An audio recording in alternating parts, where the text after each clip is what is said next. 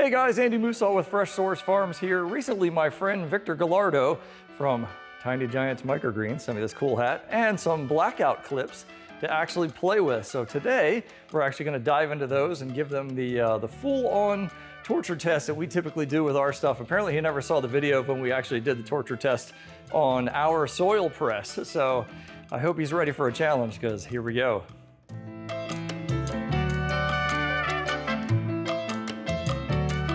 So based on what Victor told me, these little clips actually work the best when you're actually hooking them to bootstrap trays that actually have the little cutout that's built into there. So if you've got bootstrap farmer trays, these will work really, really well with that. But today we're actually gonna test it in a variety of different ways, and I'm gonna show you what types of trays that we're actually gonna try this out with. Okay, so we're gonna test 4 bottom tray setups today. This one actually has the little cutout right here from Bootstrap Farmer. The middle tray doesn't necessarily matter if it has the cutout or not, because the clip actually wraps around the bottom tray and the Blackout tray. So you can just ignore the fact that these have cutouts. It's really more to just focus on the fact that these actually have the cutouts. So this is one configuration. The next configuration is actually an older bootstrap tray that has no cutouts. Some of you guys may still have some of these sitting around. We have plenty of them. Then the next one's actually gonna be a thicker tray. So this is a deep tray from Bootstrap Farmer. So you can see this guy has no cutout, but the test here is really to see, this is so much thicker than the thickness of these actually here. So this is a good test to see if it'll stretch around that.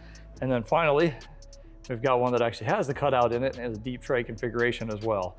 And let's show you what actual top trays we're gonna use for Blackout testing. All right, so for Blackout testing, we're gonna test a top tray, just a shallow tray in this case that actually has the cutout. We're gonna test a deep tray with no cutout. These are both from Bootstrap Farmer. This one's also from Bootstrap Farmer. This one actually does have the cutout built in. And then we figured we'd throw in kind of a little mystery here. So these are really junky trays. I hate these things. We get them from Amazon. We used to use these as our Blackout trays back in the day because they're really cheap and flimsy. There's not a whole lot to them, but you can see they also have no lip whatsoever. So we'll see how those actually work out today too. So we're gonna start this off to show you how to use these by actually doing the ideal scenario, which is to have a top tray that has a cutout built into it and a bottom tray that also has a cutout built into it. So these clips actually are gonna basically clip and hold this whole thing together, and then you slide it over top of this side here. So I'm gonna try and keep my hands out of the way to do this, but basically I'm just gonna clip it onto the top, clip it onto the bottom, and it's already hooked on. And then I can slide this over, and then that'll hold that end. And then basically I can turn the whole tray assembly around and do the same thing on the other side. So get it lined up, hook it on there, hook it on the bottom, and then you can slide it the opposite direction. Oops, I actually want to slide it the other way. So now I can actually pick up this top tray, and you can see how tight that actually holds on there. So that's how you actually install these to use them in the first place. And then of course to take them back off, you're just gonna slide it over to where the opening is and just pop them off just like that. Super simple. Now, of course, that was the easiest test of all of them. So let's actually try it with a solid bottom tray, so no cutout. And then we'll take it to the next step by using the same top tray that we just used, which does have a cutout. So let's see how that would actually work to install those. So pretty much I'm just gonna hook across the bottom first. So hook across the bottom like that, and then just pop them up on top like that. So same thing, slide them across, that locks them in on both ends. So that just goes to show that you can use a regular bottom tray and a top tray that actually does have the cutouts. Let's try something harder. Okay, so now we've got a little bit more difficult of a situation. We've got a top tray with no cutout in it and a shallow bottom tray with no cutout in it either.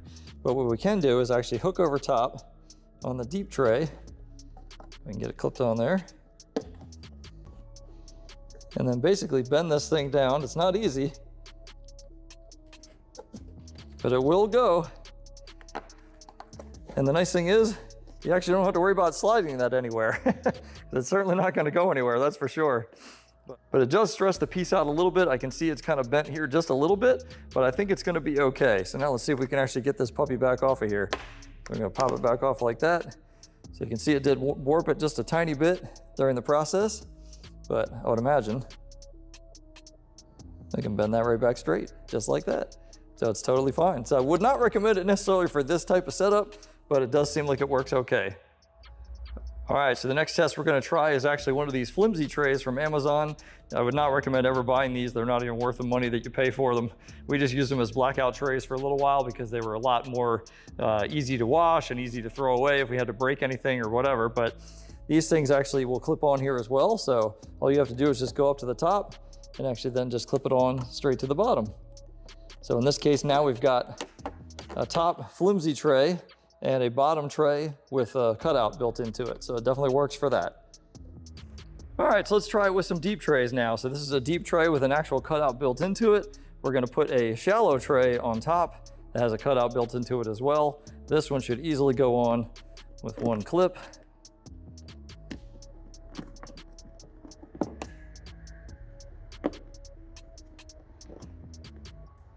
Well, I thought it would, but it is a little bit tight. So you can see it's kind of warping it a little bit, but that's okay. We can slide this over and actually lock it into place. There we go. So that'll actually lock those together as well. And we'll just slide it back. And pop that bad boy off. So it did bend it a little bit, but again, the nice thing is you can easily bend it right back into place. They are a nice, easy plastic. All right, so let's try it with a deep tray with no cutout, with a deep blackout tray with a cutout, and see how that goes. So basically, you're always gonna try and put the clip on the deepest side for sure, and then just kind of pop it up on top there. And again, you probably don't even have to worry about sliding this one, but it does fit, as you can see. So we'll slide that back over, pop it off, comes down off the bottom, works perfect. Did bend it again a little bit, but again, that's just something you can easily fix. And now what is probably the worst case scenario where you're gonna have a bottom tray with no cutout and a top tray with no cutout. I don't know that it's gonna be able to do this one very easily. It will reach, as you can see, just barely, but the challenge is gonna be actually getting it on. And I don't know that that's gonna be possible without breaking it. Yeah, I don't wanna take the chance because it definitely will snap. So it's definitely not gonna be good enough to do a top tray that has no cutout and a bottom tray that has no cutout, which is totally understandable. Most of the trays you're gonna get now from Bootstrap Farm are gonna have the cutouts built in them, unless you just happen to have some old ones like this. And then all you have to do is just avoid using these tops. If they've got a cutout, just make sure you got a cutout on at least one of these and it'll be fine. All right, let's see how much one of these actually weighs. We've got this very, very fine precision scale that we use for measuring really tiny stuff. So it looks like we're about 0.8 grams for that one. Just kind of give you an average. That one is 0.7 grams. That one is also 0.7 grams. So it looks like they're about 0.7 to 0.8 grams. We'll try one more. Yep, 0.7, so about 0.7 to 0.8 grams per clip. But let's be honest, you didn't come here just to watch me actually attach this and unattach it to different types of trays. We all knew what was gonna work and what wasn't gonna work, so this is what you're really here for. This is a 15-pound weight sitting back here. I'm gonna let this drop on this clip and see how it does.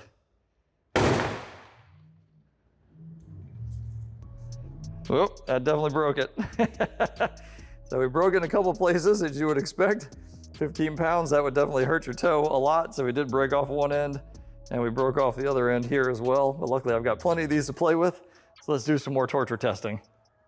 So obviously I gave it the worst case scenario to get started, so we're gonna try and see what it does when we actually keep it flat like this and drop a brick onto it. All right, so that actually survived. It looks perfect.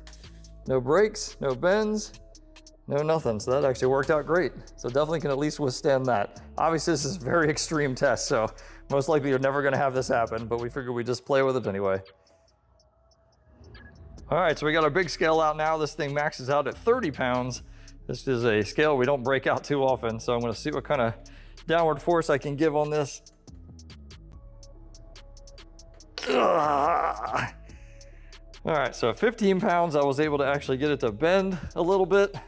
Still hasn't broke yet. I'm gonna actually bend it back straight. So I'm gonna try something a little bit different. I'm actually gonna take that same brick that we dropped on it earlier, and we're gonna basically place this on top of here. Whoops. It's gonna be kind of hard to do. Let's try it like that.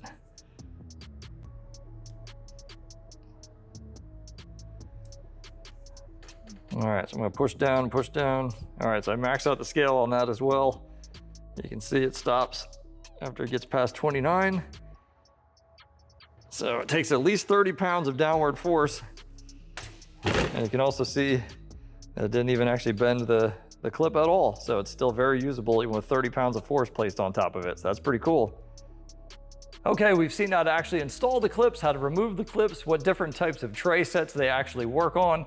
We also crushed one of them with a 15-pound weight that fell very hard on top of it. Downward pressure did up to 40 pounds, found that we couldn't actually get it to break. So now we're going to test how they actually work on the trays themselves. So in this particular case, we've got a set of clips on both ends. This isn't really the way you would traditionally have to do this, but for our torture test, we figure we should probably give it the worst case scenario. So to start off, we're just going to kind of shake this around and see if we can actually get the clips to come loose. So I'm just going to only hang on to the top tray with both of my hands and just see if I can actually shake it apart.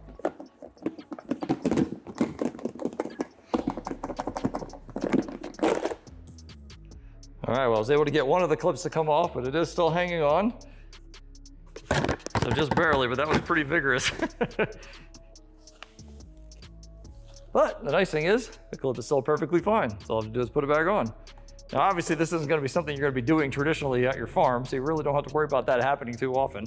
So let's try a little bit of a drop test here. So again, we still have 2 clips on both sides. Just going to drop it from head height. All 4 clips survive, so we still have 2 on that end and 2 on this end. So now let's actually try dropping it like this instead. Oh, that didn't fare so well. So the trays came apart, as you can see. Put these in here and get them out of the way. Be right back. So 2 of the clips survived that I found so far.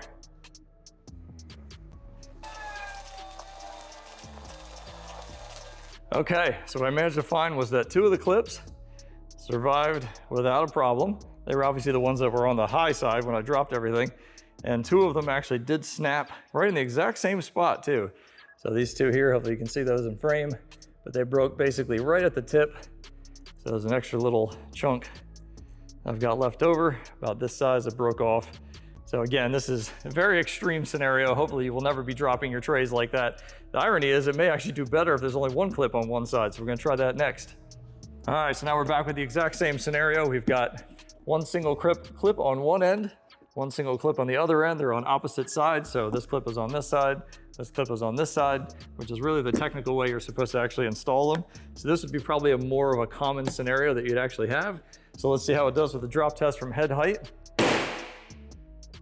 Totally fine. Both clips are still good. That clip and that clip are still alive. Let's try it this way out of curiosity. We didn't do that in the other torture test. Let's see what it does this time. Oh, all right. Well, one of them went flying over here. I'll be right back. It's still a 1 piece. I found this one. Let's see if we can find the other one.